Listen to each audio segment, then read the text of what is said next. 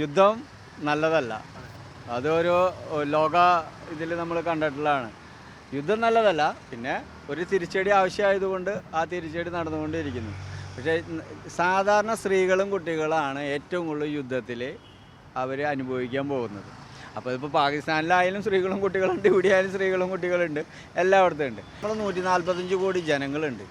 ഇപ്പോൾ പാകിസ്ഥാനൊന്നും നഷ്ടപ്പെടാനില്ല. അവർ നാളെ ഞാൻ ഇത് എടുക്കുമെന്ന് പറഞ്ഞാൽ എടുത്ത് നമ്മൾക്കാണ് നഷ്ടപ്പെടാനുള്ളത്. നമ്മുടെ ഒരു ജനാധിപത്യ രാഷ്ട്രമാണ് പാകിസ്ഥാൻ, ഒരു ജനാധിപത്യ രാഷ്ട്രമല്ല. അപ്പോൾ അതിൻ്റെ ഒരു വൈരുദ്ധ്യം ഈ തമ്മിലുണ്ട്. മിക്കതും പാകിസ്ഥാൻ്റെ ബലൂചിസ്ഥാൻ പോലുള്ള സ്ഥലങ്ങൾ മിക്കതും താലിബാൻ കൊണ്ടുപോയിക്കോളും. അങ്ങനത്തെ അവസ്ഥയിലാണ് അവർ നിൽക്കുന്നത്. ഇന്നലത്തെ കണക്ക് പ്രകാരം ജപ്പാനെ മറികടന്നുകൊണ്ട് നമ്മൾ ഇനി ഒരു വർഷത്തിനുള്ളിൽ 4ാം സ്ഥാനം എത്താൻ പോകുന്ന സാമ്പത്തിക ഇതിൽ പല കാര്യങ്ങളും അങ്ങനെ വന്നുകൊണ്ടിരിക്കുന്ന സമയത്ത് നമുക്ക് യുദ്ധം അത് ഇതെന്ന് പറഞ്ഞ് നടക്കാനുള്ള നേരമില്ല. പക്ഷേ നമ്മളെ നിരന്തരം ആക്രമിക്കുന്നത് നമ്മൾ അടിച്ചേ പറ്റൂ. അതൊരു സ്വാഭാവികമായിട്ട് ഉണ്ടാവുന്ന ഒരു കാര്യമാണ്. അതിൽ തെറ്റൊന്നുമില്ല.